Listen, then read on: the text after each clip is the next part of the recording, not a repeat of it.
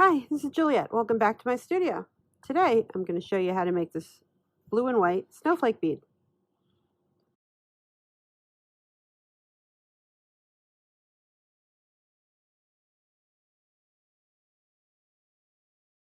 Here's what you need.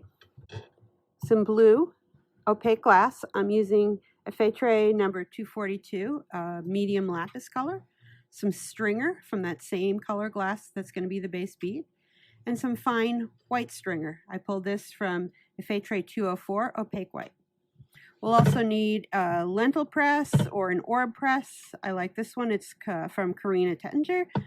You can use a Zuzi press, or you can just use flat mashers to shape the base bead. You're going to need a little dental tool or something to help push down the stringer to keep it from popping up, and possibly also a little mini pair of tweezers. These kind of tweezers are what I use to pull my stringer. I have a separate stringer pulling video available if you need to see that. Okay, let's get started. First, I need to make my base bead, and I'm using this dark lapis, or excuse me, medium lapis or medium cobalt, some suppliers call it. I'm going to wind on my base bead.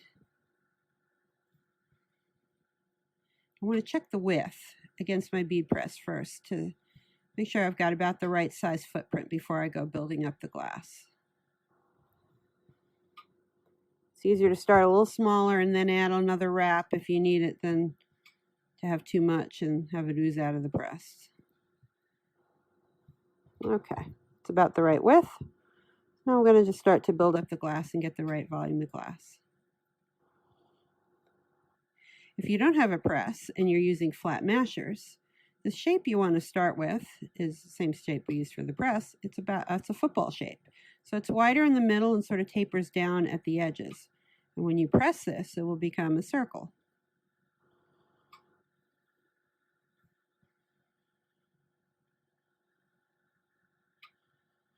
So right now I'm just working on getting the glass onto the mandrel.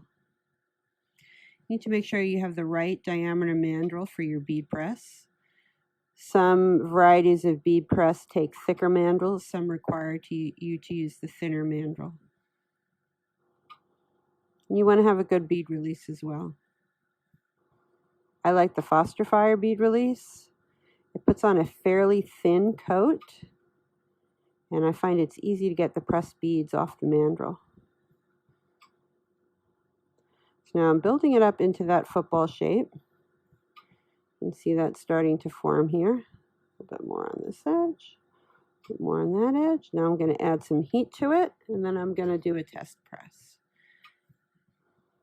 Now the press I'm using is an orb press. It's from karinabeads.com, and I like it because it has 3 cavities in it. They're the same diameter, but they're different thicknesses. So if you have a little more glass than you need, you can go to one of the thicker ones, and you don't get that ooze out the edge. Okay, so that's the shape I want. So let's do a press. I think this is right for the first cavity. Okay, good. That worked out. And just fire polish it and flame polish it a bit. Take out those little concentric rings that form from the rapid chilling of the glass. Okay, so the next step is to form our snowflake. So I have my prepared white stringer. And the first thing I want to do is clean up this end.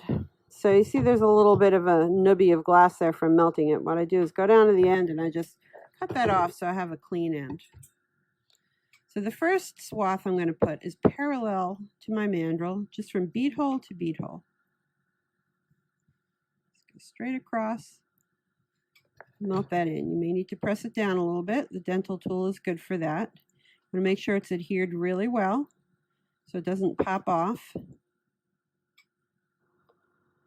Okay, that's good. And we're going to do the same thing on the other side. So I want to heat the bead up a little bit so it'll adhere when I put the stringer down. And I'm holding my bead below the flame, and I'm just barely bringing my stringer up into the warm zone. It's not directly in the flame, but it's up close to it. So I want to get this pressed down, melted in. There's the first arm of my snowflake. Okay.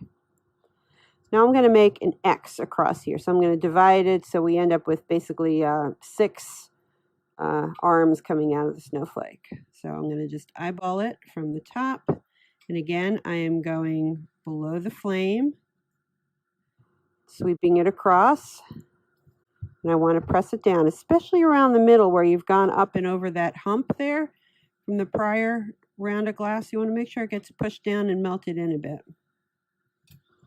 Okay, on the back side, get the bead a little warm.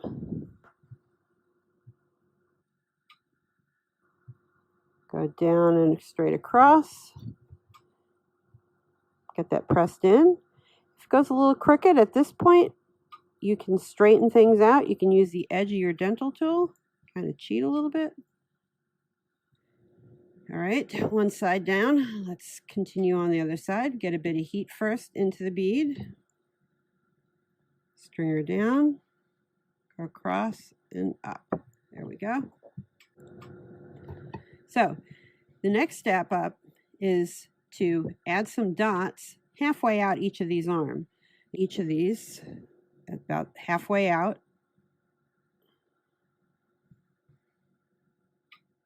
Okay, so now I've got 6 dots.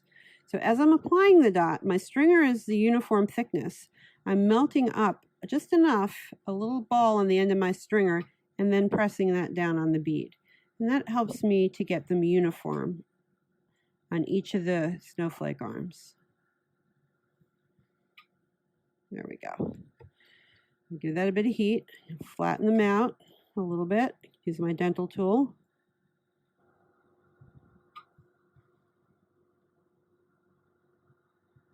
Now I'm going to take my fine blue stringer. I'm going to add a dot right on top of the center of each one of those dots that I already had. So again, I'm going to melt my stringer and just touch it down. My bead is below and to the right of the flame.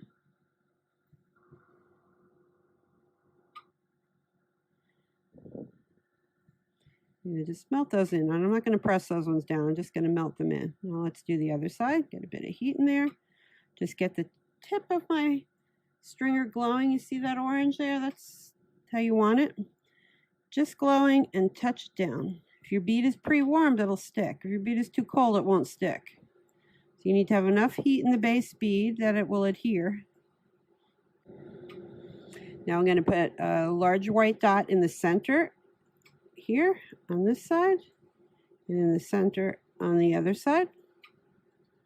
And then I'm going to go in and put a blue dot on top of that one. Blue dot on the other side. Okay. Let's press those guys down a little bit. I'm only pressing the center one in here a little bit to flatten it out a bit. I want to put one more dot on the center of both of those. Okay, we'll melt that in a bit. Now I'm going to add some auxiliary dots part way out. I'm going to add 1, 2, 3 on the outer perimeter. 1, 2, 3. 1, 2, 3. And then go the whole way around.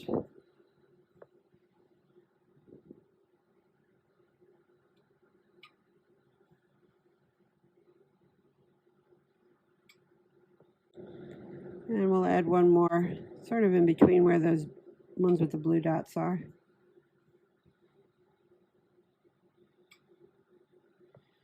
I think on the other side I'll just add 2 in between the arms. Every snowflake is different.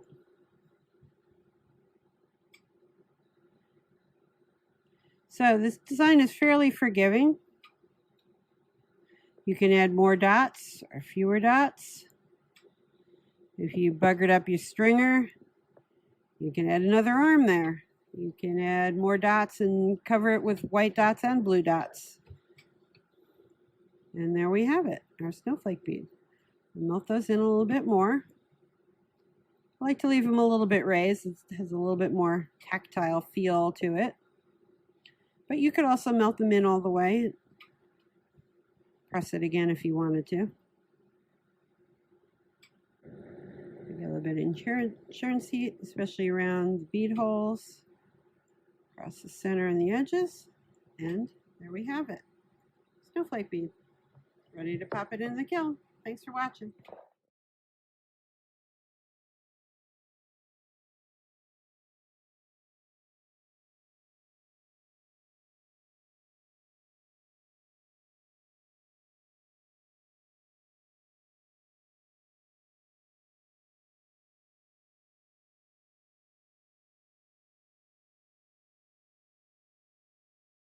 Up and over, and you see I kind of buggered that one up there, but we'll fix that. This is a fairly forgiving design.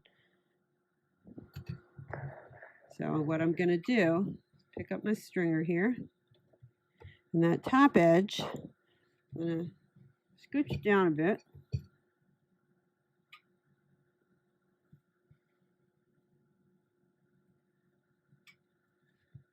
What I'm doing is heating it and then oozing it a little bit down.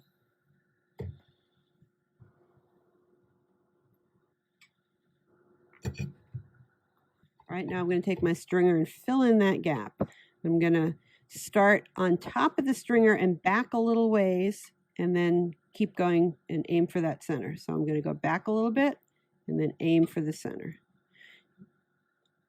I can use my stringer and sort of pull and feather that in a bit. There we go. All right, we saved it.